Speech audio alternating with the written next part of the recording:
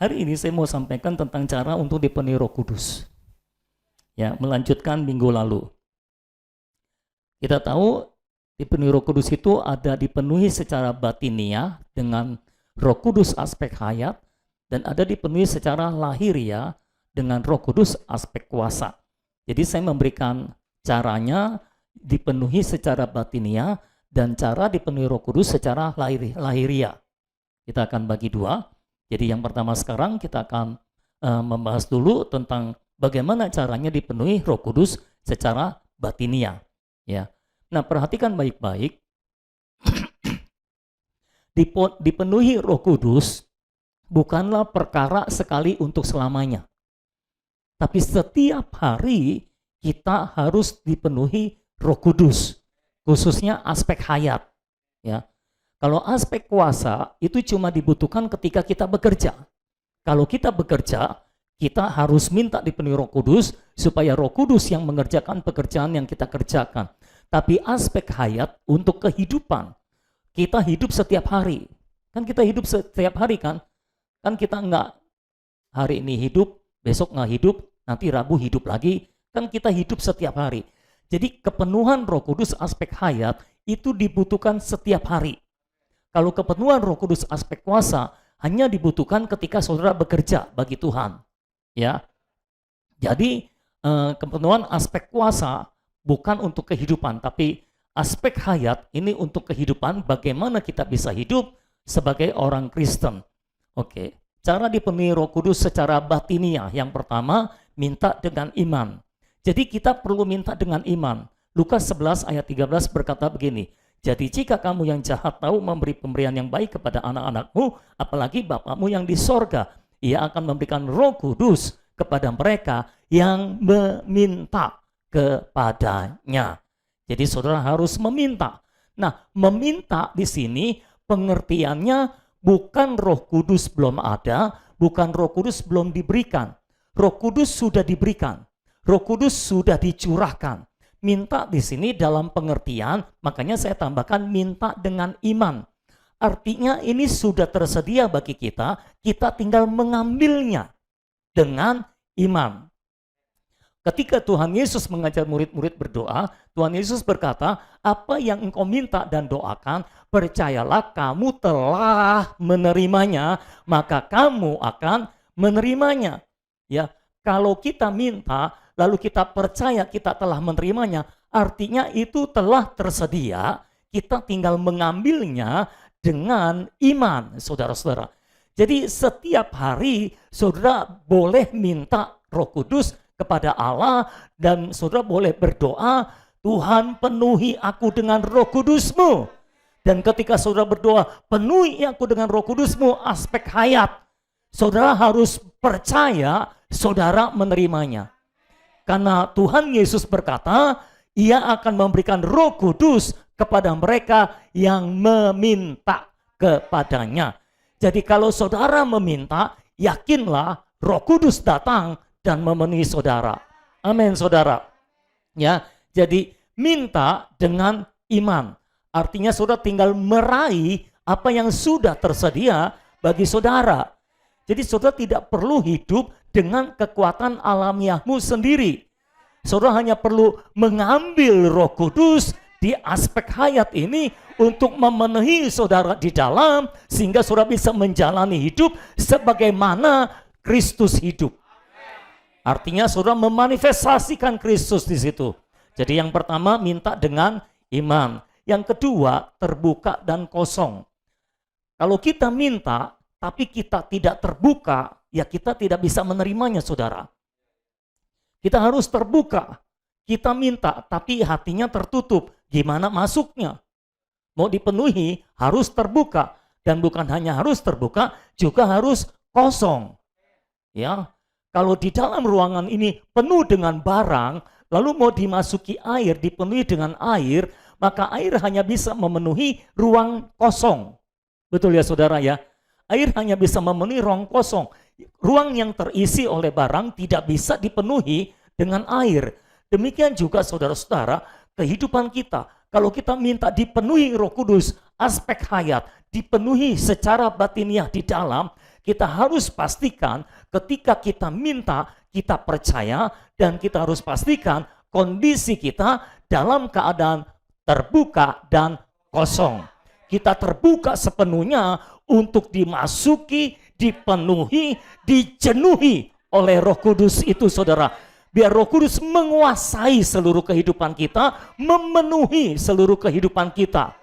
Dipenuhi berarti dikuasai, betul ya saudara? Tapi pastikan saudara bukan hanya minta, bukan hanya terbuka, tapi juga kosong. Seringkali orang tidak bisa dipenuhi oleh Roh Kudus secara batinnya di dalam karena ada terlalu banyak yang masih dipegang dalam hidupnya. Ada opini, ada keusangan, ada banyak hal yang ada di dalam jiwanya ini belum dilepaskan, belum dibuang, belum dikosongkan. Jadi kalau saudara mau dipenuhi oleh Roh Kudus, pastikan saudara kosongkan semuanya. Saudara datang kepada Tuhan tanpa opini, tanpa kekuatan, tanpa kemampuan, saudara nol, saudara kosong. Supaya sepenuhnya saudara diisi oleh Roh Kudus. Sehingga saudara nol, Tuhan yang 100. Amin saudara-saudara. Jadi terbuka dan kosong. Bukan cuma minta dengan iman, tapi juga terbuka dan kosong. Yang ketiga, rela diukur oleh Tuhan. Rela diukur oleh Tuhan. Yehezkiel pasal 47 kalau saudara baca di sana bicara tentang sungai air kehidupan. Ya, sungai air kehidupan itu pertama-tama dalamnya ketika diukur semata kaki. Lalu setelah itu diukur lagi, dalamnya meninggi menjadi selutut. Lalu diukur lagi, dalamnya menjadi sepinggang. Diukur lagi, dalamnya menjadi seperti sungai, sesungai gitu saudara-saudara. Jadi kunci untuk mengalami kepenuhan Roh Kudus. Jadi kepenuhan Roh Kudus itu juga seperti ada level-levelnya. Ada orang yang dipenuhi kalau awal-awal baru semata kaki. Ini aspek hayat. Tapi setelah kita diukur, kita bisa dipenuhi selutut dalamnya. Dan ketika kita diukur lagi, kita rela untuk diukur lagi, kita dipenuhi sampai sepinggang. Dan kalau kita rela diukur lagi, nanti akan penuh sesungai, saudara-saudara. Ya, dan kalau saudara pernah kebanjiran, siapa yang pernah kebanjiran? Oh, haleluya. Lumayan. Makin banyak, makin hidup, karena mengalami kan. Kalau saudara kebanjiran, banjirnya cuma semata kaki, saudara masih mudah jalan kan. Jalannya masih enak aja kan. Tapi kalau saudara kebanjirannya selutut, jalannya akan lebih sulit, betul? Saya pernah tuh ngalami saudara. Banjir selutut, mau beli apa-apa susah keluar, karena jalannya mesti terseok-seok. 1, 2, 1, 2, kan kayak gitu ya saudara. Jalannya sambil melawan arus air gitu kira-kira. Semakin sulit untuk kita berjalan. Kalau banjirnya sepinggang, semakin sulit lagi untuk berjalan saudara. Ya, jalannya itu sambil harus menyeimbangkan badan. Ya, karena takut jatuh kan, sepinggang soalnya. Jadi semakin sulit berjalan. Kalau air itu banjirnya sudah sesungai, saudara nggak bisa berjalan lagi. Saudara hanya bisa berenang. Ya, apa artinya? Semakin saudara dipenuhi oleh Roh Kudus, saudara semakin tidak bisa berjalan dengan alamiah saudara. Ya, berjalan di darat adalah alamiah kita. Tapi ketika kita berada di dalam sungai, kita tidak bisa berjalan seperti ketika kita di darat. Kita harus berenang. Artinya apa? Mengikuti hukum sungai. Jadi begitulah ciri-ciri kalau saudara semakin dipenuhi oleh Roh Kudus. Semakin saudara minta, semakin saudara terbuka dan kosong, bagian-bagian yang sudah dikosongkan akan diisi oleh Roh Kudus, akan dipenuhi oleh Roh Kudus. Seketika itu juga saudara-saudara. Lalu kalau saudara rela diukur, kepenuhan Roh Kudus akan bertambah dalam di dalam diri saudara. Apa artinya diukur? Diukur artinya dikoreksi, dihakimi, saudara-saudara diuji oleh Tuhan. Ya, Tuhan Yesus berkata, ukuran yang engkau ukurkan kepada orang lain akan diukurkan kepadamu. Jadi ini bicara tentang penghakiman. Mengukur adalah menghakimi. Dan mengukur itu untuk memiliki. Tuhan mengukur kita untuk memiliki. Seperti kita beli tanah, saudara-saudara, kita mengukur bagian yang kita mau miliki, ya kan? Kalau kita nggak mau beli, ngapain diukur tanahnya kan? Kita hanya mengukur bagian yang kita mau miliki, mau beli. Halo, betul? Saudara pernah beli tanah? Oh ya, udah nggak pernah. Jadi bagian yang kita ukur adalah bagian yang kita mau miliki. Demikian juga Tuhan, kalau saudara diukur, dikoreksi, diuji, disingkapkan oleh Tuhan, artinya bagian itu dia minta untuk dimiliki. Kalau diri kita pada dasarnya semua sudah dibeli oleh darah Yesus Kristus. Jadi tinggal saudara serahkan atau tidak. Ada orang-orang yang tanahnya sudah dibeli tapi tidak mau menyerahkan. Nah ini nggak boleh terjadi. Kalau Tuhan minta area itu, serahkan. Karena saudara sudah dibeli, harganya sudah lunas dibayar oleh darah Yesus Kristus. Amin saudara.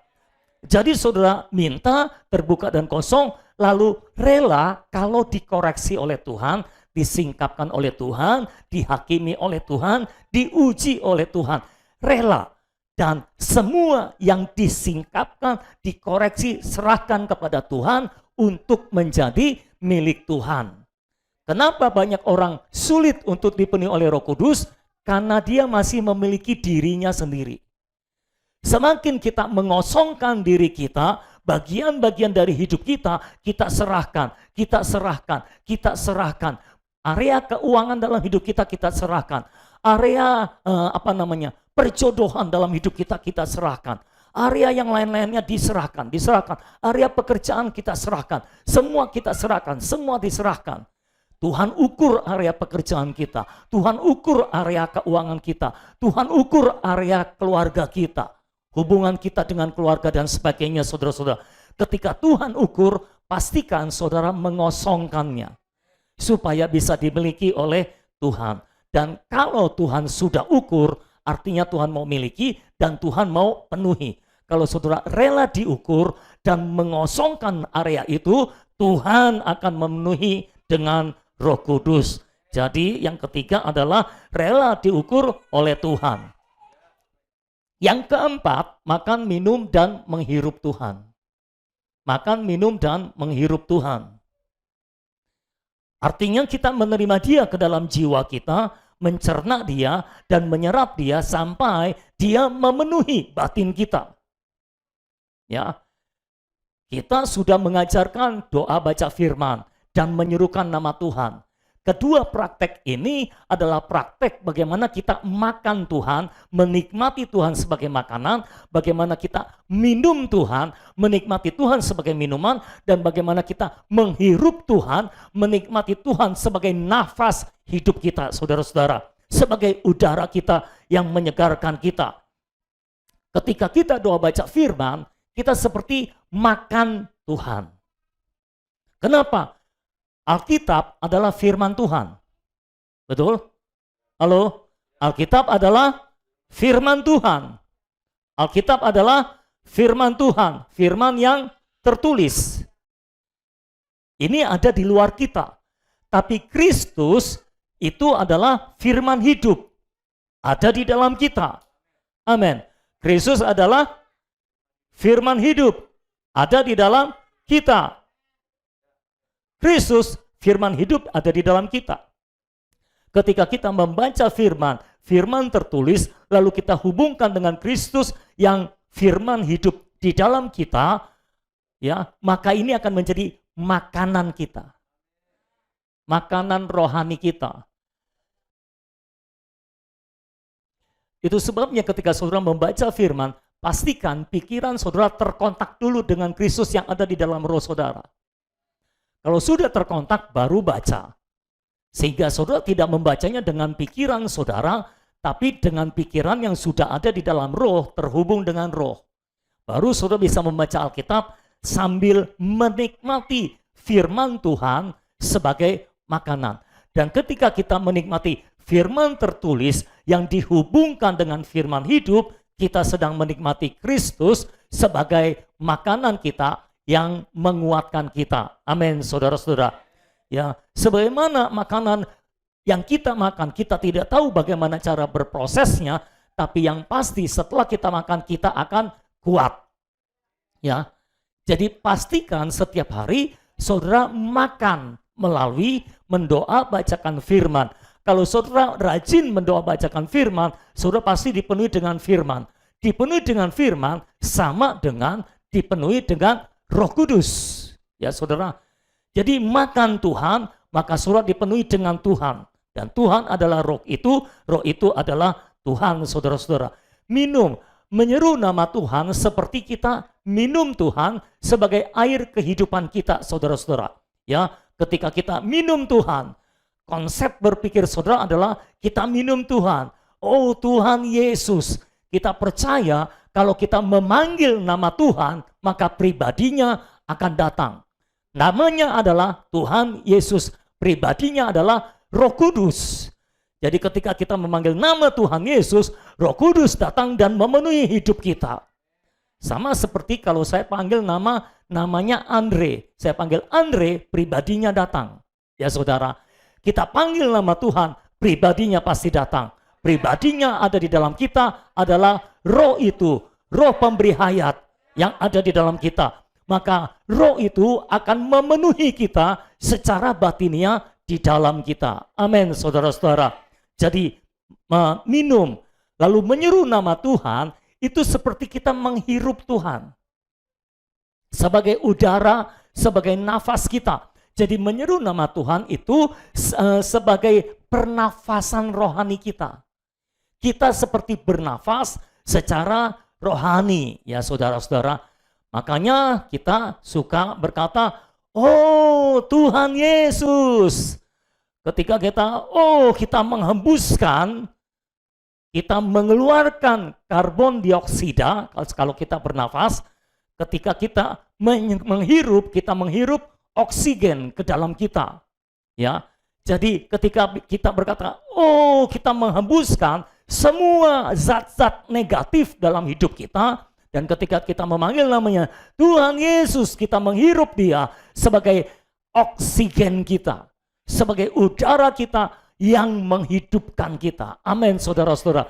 Dengan saudara melakukan pernafasan rohani seperti itu, maka akan terjadi Kristus sebagai air hidup semakin memenuhi saudara, dan semua unsur-unsur negatif di dalam diri saudara akan keluar. Ya kan? Seperti tadi, semua unsur-unsur negatif keluar dalam nama Tuhan Yesus. Amin. Semua pintu-pintu yang tertutup terbuka di dalam nama Tuhan Yesus. Jadi rajin-rajinlah makan, minum, dan menghirup Tuhan. Kita sudah ajarkan prakteknya, saudara tinggal praktekkan, saudara-saudara. Nanti waktu saudara sharing, saya mau saudara sharing pengalaman saudara tentang makan Tuhan, minum Tuhan, menghirup Tuhan. Apa efek yang saudara alami? Apa dampak yang saudara alami? Supaya semua orang di sini mengerti bahwa itu bukan cuma sekedar praktek asal-asalan, tapi itu bekerja dalam kehidupan kita. Amin, saudara. Nah, ketika kita terus makan, minum, dan menghirup Tuhan, kita setiap hari dipenuhi oleh Tuhan. Kita dipenuhi oleh Roh Kudus, aspek hayat. Kita dipenuhi oleh hayat ilahi, saudara-saudara. Jadi rajin-rajinlah makan, rajin-rajinlah minum, rajin-rajinlah menghirup Tuhan. Ya saudara, kalau bisa saudara saling mengingatkan untuk makan, minum, dan menghirup Tuhan setiap saat. Oke, kalau makan, kita kan makan 3 kali sehari ya. Oke, ada yang 4 kali sehari, ya sudah, ada yang 5 kali sehari. Kalau lebih dari 5 rasanya nggak ada kali ya. Ya ada lah, tapi jarang. Ya saudara. Apalagi kalau dihitung nambah-nambahnya gitu kan. Secara fisik kita makan 3 kali sehari. Secara rohani saudara bisa makan 3 kali sehari. Kayak gitu. Jadi doa baca firman memang nggak setiap saat. Bisa sekali sehari, 2 kali sehari, 3 kali sehari. Tergantung nafsu makan saudara. Tapi menghirup Tuhan, bernafas, itu setiap saat. Apakah saudara bernafas setiap saat? Ya, saudara bisa tahan bernafas berapa lama paling lama? 1 menit. Saya dengar ada yang bisa bertahan itu kalau yang snorkeling itu bisa latihan bernafas, tahan nafas bisa 5 menit. Saudara-saudara.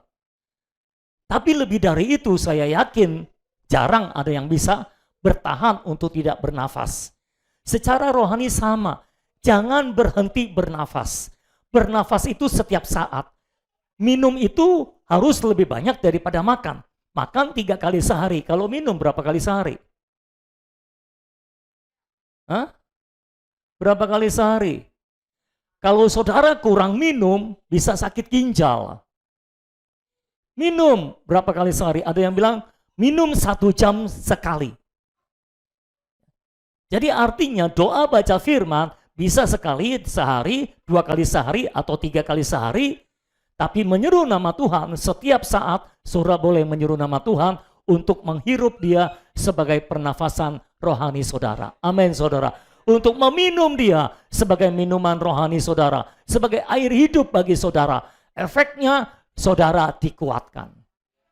Nanti akan ada orang-orang yang sharing lah saudara ya.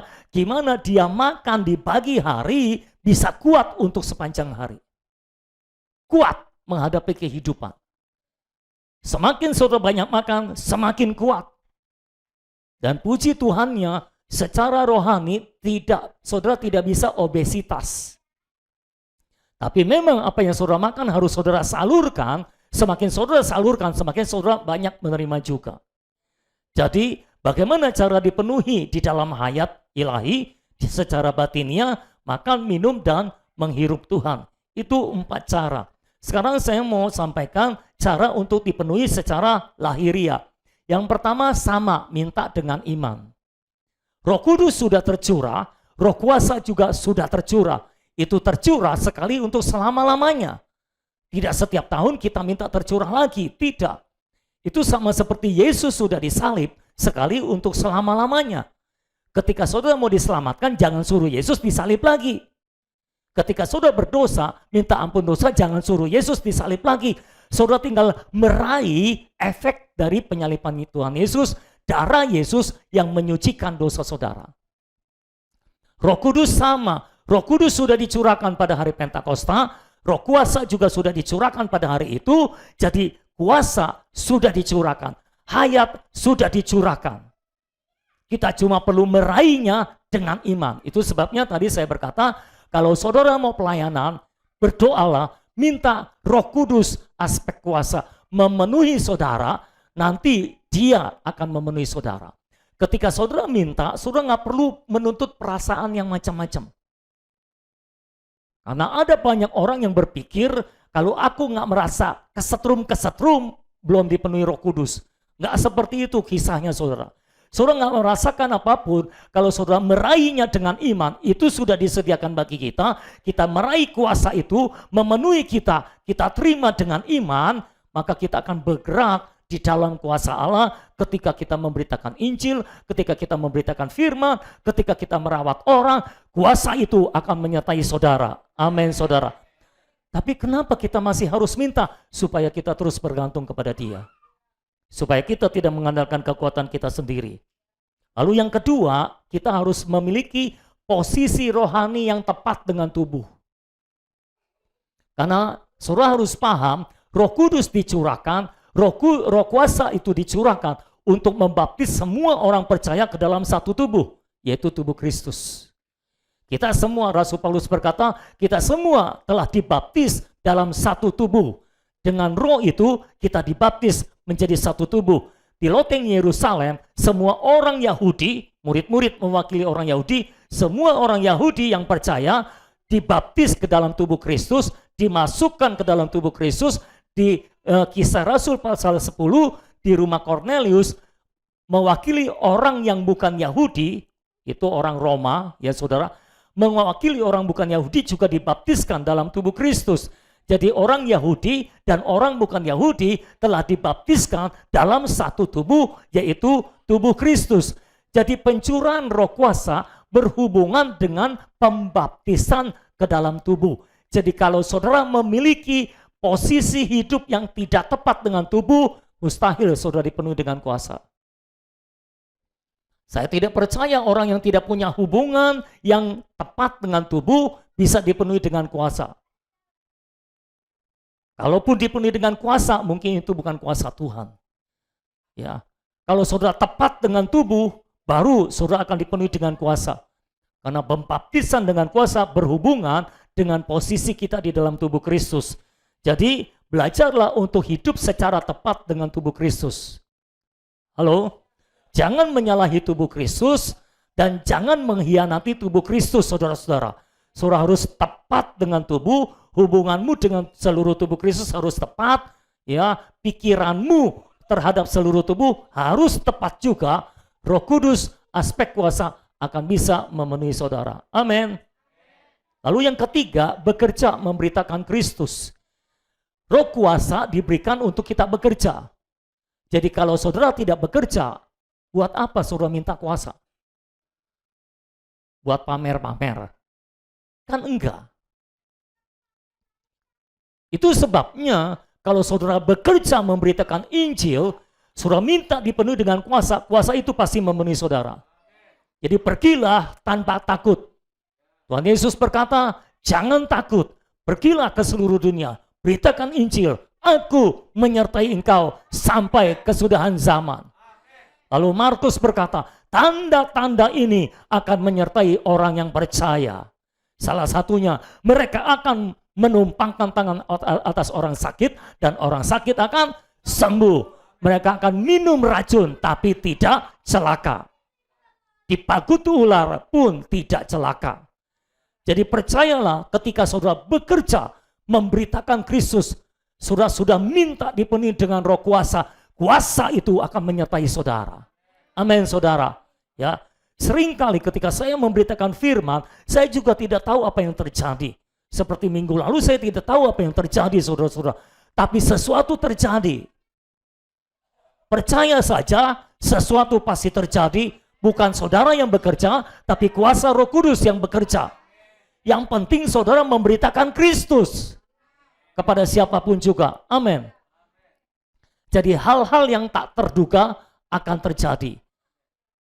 Terkadang saudara juga nggak perlu cari-cari apa yang terjadi. Nggak perlu cari-cari tahu apa yang terjadi. Pada waktunya Tuhan akan memberitahu saudara kalau saudara perlu tahu. Tapi kalau saudara sudah bekerja, yakinlah kuasa itu menyertai saudara dan yakinlah pasti ada hasilnya. Yang penting saudara bergantung pada pekerjaan Roh Kudus. Di dalam kelas perlengkapan tim penginjil, saya melihat fenomena itu terjadi saudara. Awalnya mereka tidak berani memberitakan Injil. Lalu Roh Kudus, Roh kuasa itu datang memenuhi mereka karena mereka mau bekerja. Orang kalau mau bekerja, Roh Kudus akan memenuhi dia. Bahkan saya percaya, kalaupun saudara lupa untuk minta sebelum bekerja, Roh Kudus akan tetap memenuhi saudara di dalam aspek kuasa. Karena saudara mau bekerja. Ya. Dan akhirnya sedikit demi sedikit mereka mulai berani memberitakan Injil saudara-saudara.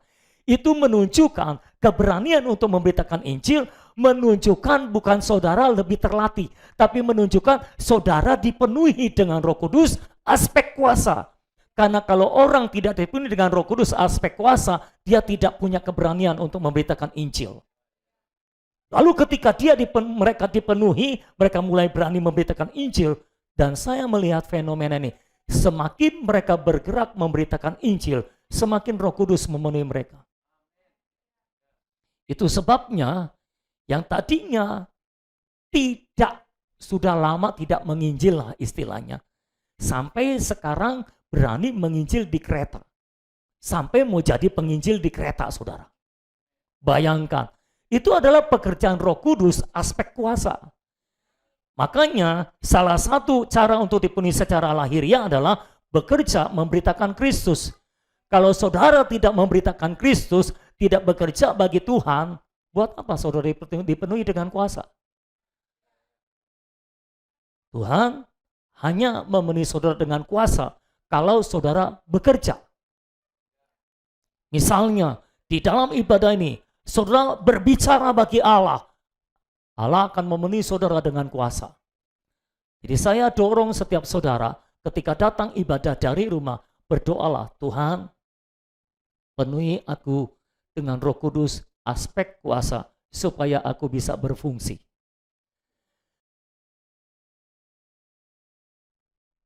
Karena untuk kita bisa berfungsi, kita membutuhkan kuasa Roh Kudus. Tanpa kuasa Roh Kudus, kita tidak akan berani berbicara. Mulut kita akan terkatup kuat. Tapi kalau Roh Kudus memenuhi kita, kita akan membuka mulut dan kita bisa berbicara. Bayangkan orang yang nggak pernah bicara di depan, nggak berani ngomong di depan, sekali dikasih ngomong khotbah dia, saudara. Ya, saudara tidak akan bisa menahan mulut saudara untuk berbicara tentang Tuhan, tentang Kristus. Itu sebabnya saya dorong setiap saudara yang telah mengalami pencurahan Roh Kudus, saudara harus buka mulut saudara untuk terus memberitakan Kristus kepada siapapun yang saudara temui. Ketika saudara memberitakan Kristus, semakin kuasa itu akan menyertai saudara, akan memenuhi saudara. Kalau aspek hayat tadi sudah disampaikan. Amin, saudara-saudara. Jadi begitulah caranya dipenuhi oleh Roh Kudus dalam aspek hayat secara batiniah maupun dengan aspek kuasa secara lahiriah. Amin. Kudus ada di sini. Jamahlah sementara dia ada. Dulu di Yerusalem, sekarang di tempat ini. Roh Kudus ada di sini. Roh Kudus, Roh Kudus ada di sini. Jamahlah sementara dia ada. Dulu di Yerusalem, sekarang di tempat ini. Roh Kudus ada di sini. Semua katakan, Roh Kudus ada di sini. Kudus ada di sini. Jamahlah sementara dia ada. Dulu di Yerusalem, sekarang di tempat ini. Roh Kudus ada di sini. Nyanyikan sungguh-sungguh, amin. Roh Kudus ada di sini. Ya Tuhan Yesus, oh Roh Kudus Engkau ada di sini. Sementara dia ada. Kami mengulurkan tangan iman kami untuk menjamah Engkau Tuhan. Di Yerusalem, sekarang di tempat ini. Roh Kudus ada di sini. Lagi katakan, Roh Kudus ada di sini. Roh Kudus ada di sini. Oh haleluya. Jamahlah sementara dia ada. Mari minta sama Tuhan Dulu supaya Roh Kudus memenuhi kita. Sekarang di dalam aspek ayat, dalam aspek kuasa. Roh Kudus ada di sini. Haleluya. Roh Kudus ada di sini. Jamahlah sementara dia ada. Amin, amin. Dulu di Yerusalem, sekarang di tempat ini. Roh Kudus ada di sini. Saudara, saya mau saudara menyanyikan lagu ini sambil mengelurkan tangan iman saudara menjamah dia, sehingga saudara benar-benar dipenuhi oleh dia. Haleluya. Buka hatimu, kosongkan dirimu, biar Roh Kudus datang memenuhi saudara. Roh Kudus ada di sini. Jamalah sementara Dia ada. Dulu di Yerusalem, sekarang di tempat ini. Roh Kudus ada di sini. Oh, minta dengan iman. Roh Kudus ada di sini. Jamalah sementara Dia ada. Dulu di Yerusalem, sekarang di tempat ini. Roh Kudus ada di sini. Lagi katakan, Roh Kudus. Roh Kudus ada di sini. Jamalah sementara Dia ada. Dulu di Yerusalem, sekarang di tempat ini. Roh Kudus ada di sini. Lagi katakan, Roh Kudus. Roh Kudus Amin, amin. ada di sini. Amin, amin. Jamalah sementara Dia ada. Dulu di Yerusalem, Sekarang di tempat ini. Roh Kudus ada di sini. mungkin ada beberapa di antara saudara yang bertanya-tanya, apakah saya memerlukan kepenuhan Roh Kudus ini? Saya berkata, ya, saudara memerlukannya, bahkan sangat memerlukannya. Mari kita minta sama Tuhan. Oh, Roh Kudus, penuhi kami semua. Angkat tanganmu kepada Dia, saudara. Oh, Roh Kudus, penuhi kami. Roh Kudus, penuhi kami. Roh Kudus, penuhi kami. Roh Kudus, penuhi kami. Roh Kudus, penuhi kami. Tidak ada satupun yang lalu, Tuhan. Semua penuh dengan Roh Kudus. Penuh dengan Roh Kudus. Penuh dengan Roh Kudus. Penuh dengan Roh Kudus. Penuh dengan Roh Kudus. Penuhi kami, Tuhan. Penuhi kami, Tuhan. Penuh dengan Roh Kudus. Aspek hayat, aspek kuasa, penuh di dalam kami. Penuh, penuh, melimpah, melimpah, melimpah. Haleluya.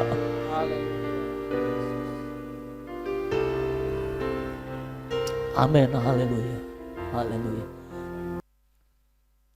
Tuhan, kami membawa hidup kami ke dalam tangan-Mu, Tuhan. Inilah hidup kami, Tuhan. Kami terbuka di hadapan Tuhan. Kami kosong di hadapan Tuhan. Kami tanggalkan semua opini dan keusangan kami, Tuhan. Kami mohon penuhi kami sekarang. Penuhi kami sekarang. Penuhi kami dengan hayat ilahi. Penuhi kami dengan kuasa ilahi. Supaya ada keberanian di dalam kami. Kami diberanikan, dilepaskan, dibebaskan untuk memberitakan Kristus kepada dunia yang membutuhkan Engkau, Tuhan. Terima kasih, Tuhan. Terpujilah nama-Mu untuk selama-lamanya. Kami mohon urapan Roh Kudus menyertai kami semua dalam kehidupan sehari-hari kami, ketika kami melayani-Mu, ketika kami memberitakan Engkau, Tuhan, bekerja bagi-Mu, Tuhan. Sertai kami terus, urapi kami terus, Tuhan. Tuhan, kami berdoa, Tuhan, kalau ada jemaat-Mu, Tuhan, yang sakit, Engkau sembuhkan di dalam nama Tuhan Yesus. Mereka yang sedang ada di dalam penderitaan, Tuhan, Engkau hiburkan. Oh Tuhan Yesus, bangkitkan mereka. Biar kuasa kebangkitan Kristus menjamah hidup mereka, membangkitkan hidup mereka. Mereka yang kehilangan pengharapan, bangkitkan Tuhan. Berikan pengharapan kepada mereka. Mereka butuh penghiburan, hiburkan mereka ya Tuhan. Terima kasih Tuhan, apapun Tuhan yang mereka perlukan, Engkau adalah segala sesuatu yang mereka perlukan ya Tuhan. Engkau adalah dan kami bukanlah Tuhan. Engkaulah yang memenuhi segala keperluan dari jemaat Tuhan di tempat ini. Terima kasih Tuhan, kami bersyukur buat semua pekerjaan-Mu di dalam kami.